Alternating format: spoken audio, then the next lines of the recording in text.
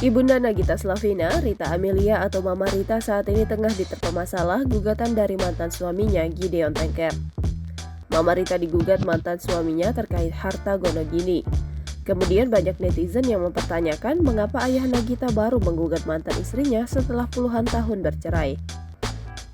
Padahal Mama Rita pernah membeberkan kisah hidupnya yang memulai semuanya dari nol ketika berpisah dari Gideon. Apalagi dulu saat menikah, dia tidak diperbolehkan bekerja oleh suaminya. Sampai akhirnya ia harus menghidupi sendiri dua anaknya, yakni Nagita Slavina dan Caca Tengker, yang masih duduk di bangku SD pasca perpisahannya dengan Gideon Tengker. Mama Rita mengaku tak sama sekali mendapatkan nafkah dari Gideon Tengker.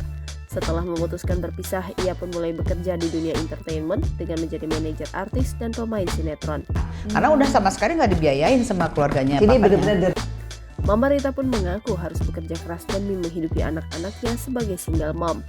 Penggalan video itu kemudian viral lagi seiring dengan kabar Gideon menuntut harta gonogini.